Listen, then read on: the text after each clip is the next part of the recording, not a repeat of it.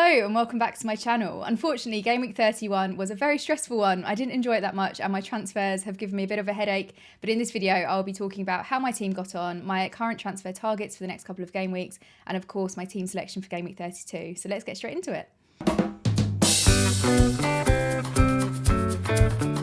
So guys, I will be honest with you, I pre-recorded most of this video apart from my team review, and I thought I will go out for dinner, I'll have some drinks, and then I'll come back, just record a cheery little bit reviewing my team. Unfortunately, the game week has been absolutely terrible. I've gone out to Tesco and I bought myself a tiramisu, which I'm currently chowing down on. I will finish the whole thing whilst I edit because I'm sad. Game week's gone so awfully, and at the moment I hate FPL. I think it's good to be honest. Sometimes this game absolutely does my head in. This is one of those game weeks. I transferred out Foden, missed out on the 20-pointer, brought Salah in, obviously not the best performance from him. Transferred out Ollie Watkins for Mateta as well, which I'm not too upset about because Watkins didn't do that well. Dubravka's just popped up for unknown reasons. We'll take him away. But unfortunately, my rank is now at 348,000, which I'm kicking myself over. I've been stuck at 350k for so much of this season, it feels like. I was making real progress. I was getting green arrows. Things were going well, and I've just had a massive drop.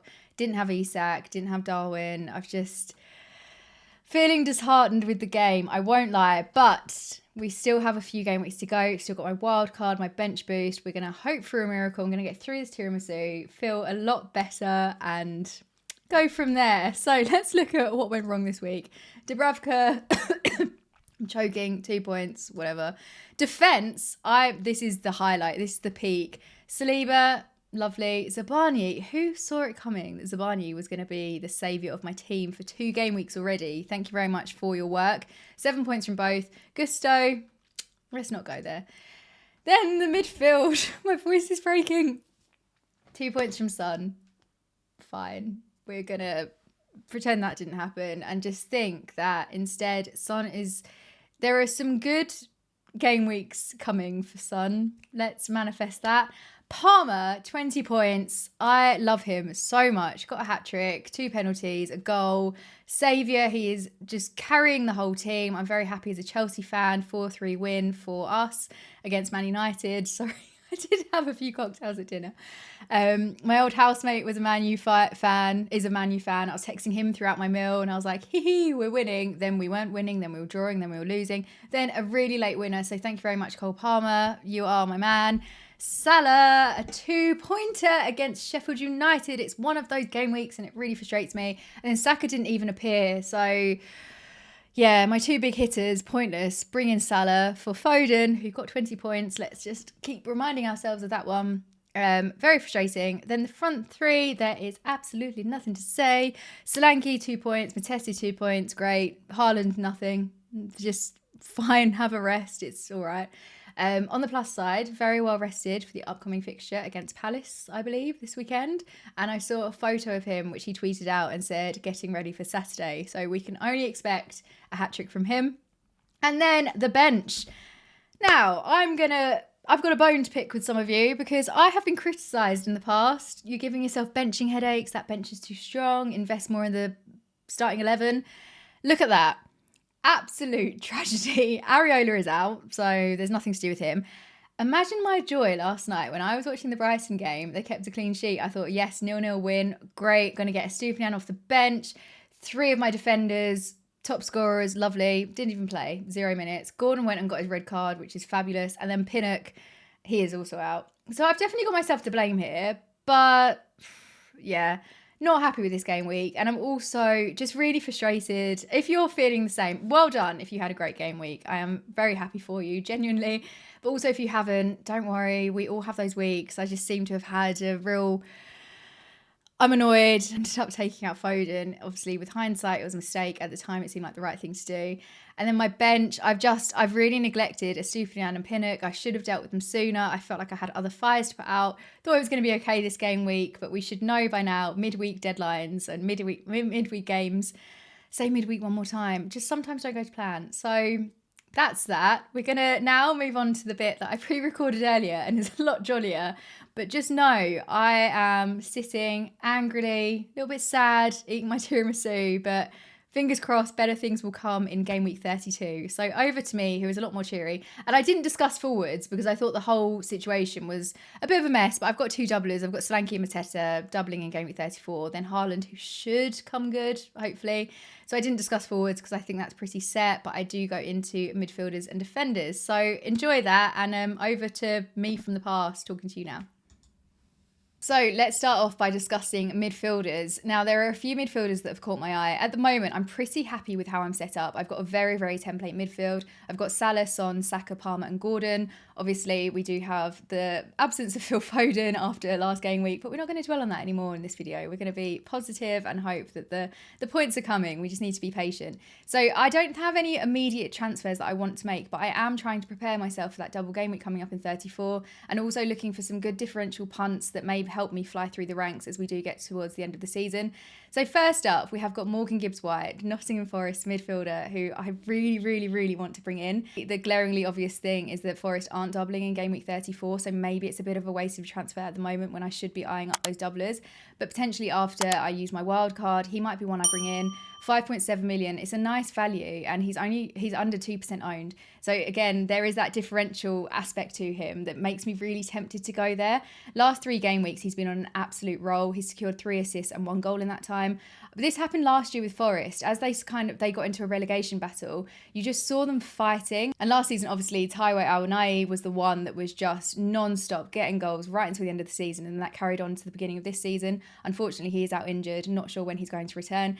But this season, it seems to be Chris Wood and Morgan Gibbs-White who are carrying the rest of the team. And Gibbs-White is just such a talented player. He's also on penalties, so that gives him another edge. Upcoming fixtures, they've got Spurs away in game week 32, which isn't the most appealing of fixtures. Maybe they'll get something there. But then they go on to Wolves at home in 33, which is much more appealing, and Forest at home, so much stronger, really attacking. Then they go on to Everton away, which again could be quite a nice fixture for them. But I just think he's such a tempting differential, and I really want to go there.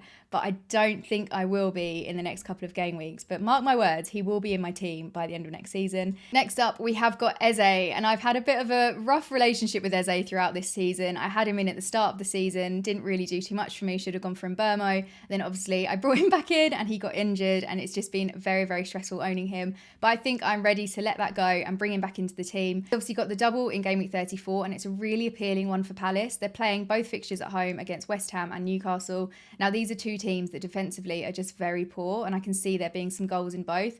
So I think this is one, he probably edges it slightly over Morgan Gibbs-White just because of this double game week.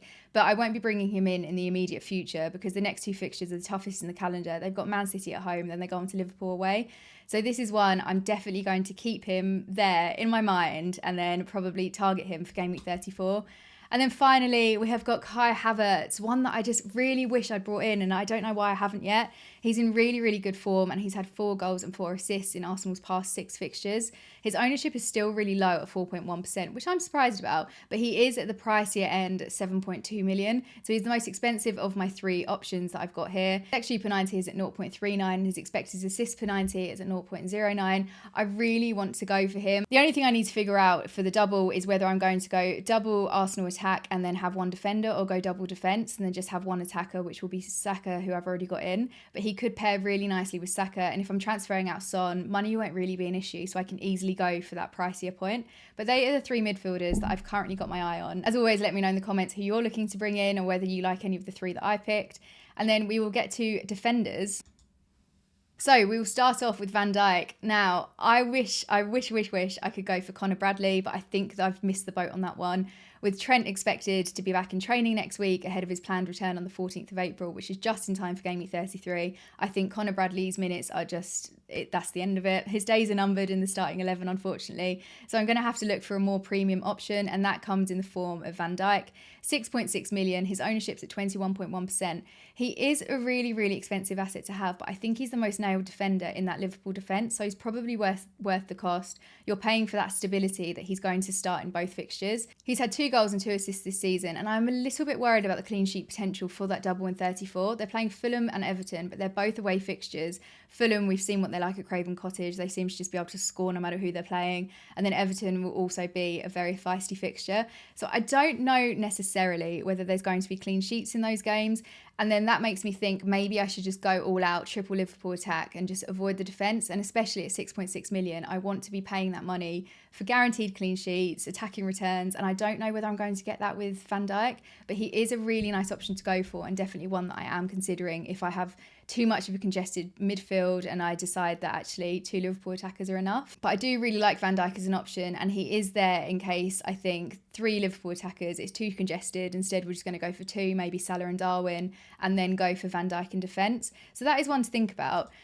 Coming into a more budget option and probably my most immediate transfer, we've got Ait-Nouri. Now, I'm so frustrated with myself because I was really thinking about bringing him in. I thought a hit for a defender, it's not worth it. Don't do it, Yellen. You've already taken -4, don't take a -8. And then he goes and scores a goal. Oh, it was one of those games where I watched it and just wanted to melt away into my sofa. And that was also his 3rd attacking return in 5 games. So this man is absolutely on fire. He's playing really far forward and he could have easily had 2 in the latest game week. So I probably got quite lucky that he only came away with 1 goal. His XG per 90 is at 0.14. It's the highest out of any of these defenders that I've got on my list. And his expected assists per 90 is at 0.08, which is just slightly below Ben White.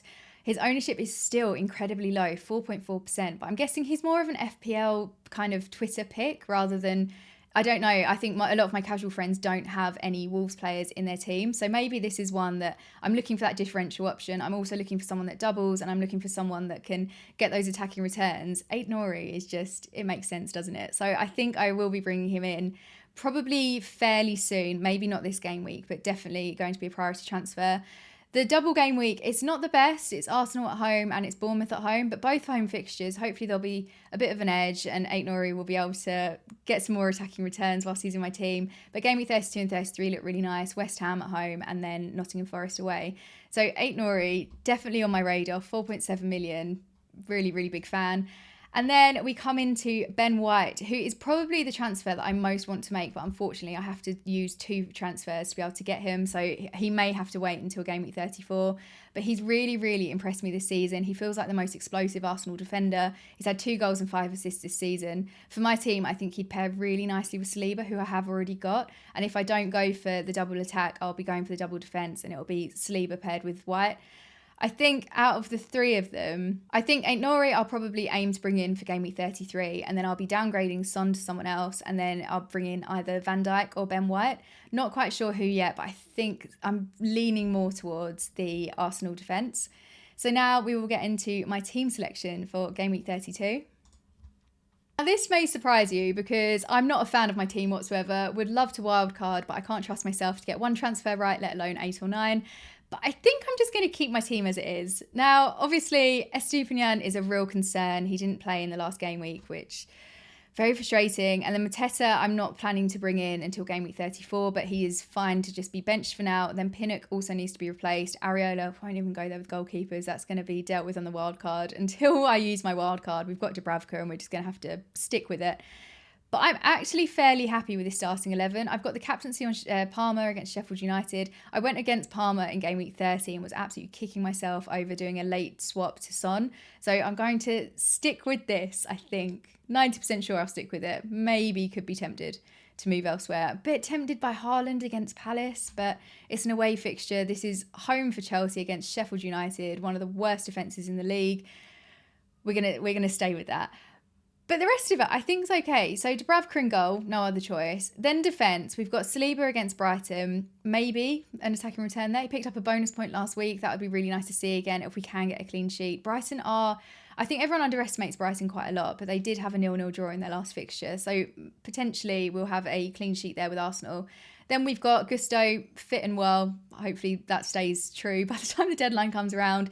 Sheffield United, lovely. We are sticking with that. There is part of me that wants to go for Haaland for Palace away. He's been very, very quiet in the last few game weeks, and I'm just waiting for that game week where he gets a hat-trick. That could have been him, but it was Foden instead. And I said I wouldn't mention that again in this video, but I lied. I'm not over it. But maybe the captaincy could go on Haaland, but I think Palmer just edges it for me. One of the worst defences in the league. Palmer is looking really strong. He is carrying the entire team on his back. So I'm going to, I think, stick the captaincy on him unless I do, again, chicken out. But I'm kicking myself over last time when I had the captaincy on Palmer for game week 30. Didn't change it at all until about 15 minutes before the deadline, and I decided to swap to Son. and Palmer went off on a mad one. So I think Palmer, this is the logical decision. I'm going to have to watch this back when I decide to change it. Stick with Palmer. But I think the team's looking all right. We've got Dubravka in goal because there's no other option. Then in defence, we've got Saliba against Brighton. I do think everyone's underestimating Brighton, but they did have a 0-0 draw in their last fixture. So ideally that will happen again. Hopefully Arsenal get a 2-0 win. Both goals from Saka, 2 assists from Saliba. Bonus points everywhere. I'll be happy. And then we've got Gusto in defence as long as he stays fit. Again, another fixture that I'm backing Chelsea for against Sheffield United. And then we've got Zavarnyi, who I never expected would be saving my team, but here we are. So thank you for your service. Luton away, another nice fixture. Midfield, we've got Son against Forest. It's a home fixture. I'm really hoping to get some goals from Son this week to make up for the lack of last game week. Then Palmer, we've already discussed. Salah, Saka and Gordon. Keep an eye on Saka. I'm assuming he's going to be back fit. He was just rested, but one to monitor, shall we say.